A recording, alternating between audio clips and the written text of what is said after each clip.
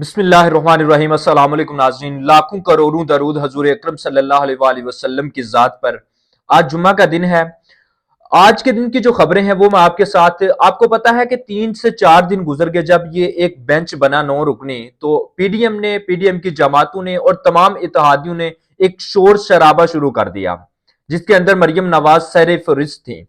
एक जलसे के अंदर उन्होंने कुछ बातें भी की, लेकिन जब ये अदालत के अंदर समाअत शुरू हुई तो उसमें जो अटॉर्नी जनरल थे उन्होंने कोई बात ही नहीं की, कोई इतराज ही नहीं उठाया।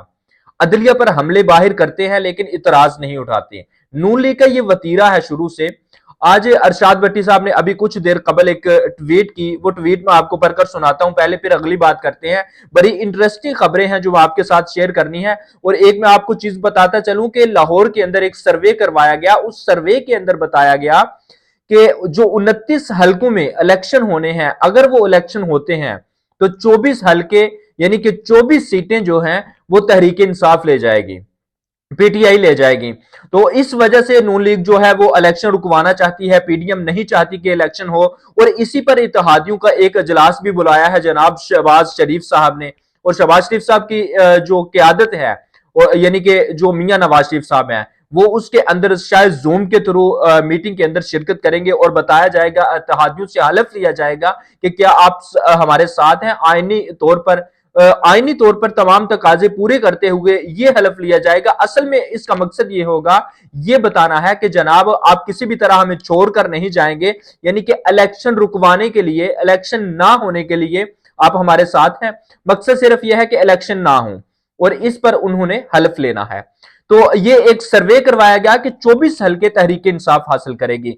फिर मैं ट्वीट पहले सुनाता हूं, फिर अगली बात करते हैं। शाद भट्टी ने ट्वीट किया कि उम्मीद थी आज चीफ जस्टिस 2 सूबे इलेक्शन लार्जर बेंच की समाअत शुरू होते ही मरियम नवाज, राना सनाज समेत मुस्लिम लीग के जजेस शर्मनाक करदारकुशी मुहिम का नोटिस लेकर पूछेंगे कि जज ऑडियो की फॉरेंसिक तहकीक ट्रायल नतीजे बना करदारकुशी क्यों, यानी कि क्यों की जा रही है ये तमाम काम, जस्टिस एजाजुल हसन करदारकुशी क्यों, आपकी ये जुर्रत क्यों हुई, ये तौहीन अदालत कार्रवाई होगी, यानी कि ये उम्मीद थी। लेकिन क्या हुआ? ऐसा कुछ नहीं हुआ। तो अदालत उज़्मा ने शायद ये नोटिस लिया ना लिया हो कि मसला तो इसके अंदर कि मसूफा जो है बाज तो आएंगी नहीं, हफ्ता एक 2 हफ्ता और कोई जहर अफशानी कर लें तो फिर इसके बाद हम देखेंगे मामलात को किस तरफ लेकर जाना है। लेकिन इन तमाम चीजों के अंदर एक बात वाजह है जो इत्तेजाज अहसन साहब पहले भी कहते हैं और आज भी उन्होंने कही, और कई दफा वो पहले कह चुके हैं कि ये लाडले हैं। इनके साथ जो लाड रचाया जा रहा है, इसकी वजह से इदारे जो हैं वो बदनाम भी होते हैं, इदारों की जो क्रेडिबिलिटी है वो भी खराब होती है। इदारों के अंदर जो मुअज़्ज़ज़ अदलिया के जो जज बैठे हैं, जो फौज के अंदर लोग बैठे हैं, उनकी क्रेडिबिलिटी, उनकी साख जो है वो मुतासर होती है, उनकी इज्जतों को उछाला जाता है। तो ये तमाम काम जो होता है ये कौन करता है? और एक चीज मैं आपको बताता चलूं कि आज के दिन इमरान खान साहब रूस गए थे और रूस के अंदर एक मुआहदा हुआ था, होना था, तेल का हुआ नहीं, होना था। ये बात मैं पहले भी कई दफा कर चुका हूं। तो अगर वो मुआहदा हो जाता तो आज मुल्क के ये हालात ना होते और मुल्क के अंदर ये जो गहमा गहमी है सियासी, ये खत्म हो चुकी होती, तेल हमारे पास होता और हम अपने जो वसाइल हैं वो पूरे कर रहे होते और किसी भी तरह की हमें कोई परेशानी ना होती और दूसरों के सामने झुकना ना पड़ता। अफगानिस्तान के अंदर जो वजीर खारजा गए और वजीर दिफा गए, ISI चीफ, ये तमाम लोगों के जो आना जाना लगे हुए हैं, आनिया जानिया, इसका मुल्क को कोई फायदा होगा नहीं होगा। क्योंकि देखें कि जो हमारे वजीर खारजा हैं हर उस जगह पर जाएंगे जहां पर पाकिस्तान को शर्मिंदगी का सामना करना पड़े, कहीं भी ऐसी जगह पर नहीं जाएंगे जहां पर पाकिस्तान की इज्जत और वकार में इजाफा हो, पाकिस्तान की जो क्रेडिबिलिटी है उसमें वो बेहतरी आए। तो ऐसा कुछ नहीं करते। तो इस पर आज जनाब एक मीटिंग बुलाई है, फौजी क्यादत को बुलावा जनाब दिया है शहबाज शरीफ साहब ने। वो बुलावा क्यों दिया है? पैक्स की एक अजलास बुलाया है 3 बजे, आज जुम्मे के बाद ही, अभी कुछ देर बाद। तो वो अजलास जो होगा उसके अंदर जनाब कुछ मामला तय किए जाएंगे। आपको पता है पेशावर के अंदर जो मामला हुआ था, उसके बाद कराची के अंदर भी मामला हुआ एक, तो उस पर एक अजलास बुलाया गया था, ऑल पार्टीज कॉन्फ्रेंस, वो नहीं हुई जिन भी वजूहात की वजह से। उसके बाद जनाब आज ये बुलाया गया जिसके अंदर मिलिट्री की क्यादत होगी, जनाब ISI चीफ होंगे, आर्मी चीफ होंगे और दीगर लोग जो हैं वो उसके अंदर शमूलियत इख्तियार करेंगे। تو جمعہ کے دن یہ فوجی قیادت کو بلانے کا مقصد یہ ہے کہ تاکہ وہاں پر اور بھی کچھ میٹنگز کی جائیں. اور ایک بات میں اور بتاتا چلوں کہ رات کو ایک میٹنگ ہوئی شہباز شریف اور جناب آصف علی زرداری کی. یہ آصف علی زرداری نے نہیں کہا تھا کہ میں نے میٹنگ کرنی ہے اور میں نے ملاقات کرنی ہے، بلکہ شہباز شریف نے خود بلایا ان کو کہ آؤ آپ ہمارے ساتھ میٹنگ کرو، میں نے آپ سے کچھ بات کرنی ہے. جب بات کی تو زرداری صاحب نے وہاں پر سمجھایا کہ جو مریم زبان استعمال کر رہی ہے وہ کسی بھی صورت میں یہ لڑائی جو ہے اچھی صورتحال پیدا نہیں کرے گی، اور اس کا آپ کو، آپ کی جماعت کو، آپ کی حکومت کو نقصان ہوگا، تو اس سے باز آ جائے، یہ اچھا نہیں ہے آپ کے لیے. تو یہ سب کچھ زرداری صاحب نے سمجھایا. لیکن زرداری صاحب کی محنت جو تھی، فضل الرحمان صاحب سے رابطہ کیا گیا، انہوں نے بھی یہی بات کی، تو محنت جو تھی ان دونوں کی ضائع گئی، بیکار گئی. تو اب دیکھیں کیا ہوتا ہے. باقی شہباز شریف صاحب نے صدر عارف الوی کو خط لکھا. عارف الوی نے جو خط لکھا تھا جناب چیف جسٹس کو کہ آئین کے مطابق جو ہے، الیکشن کمیشن کو خط لکھا تھا کہ آئین کے مطابق الیکشن 90 روز کے اندر کروائے جائیں.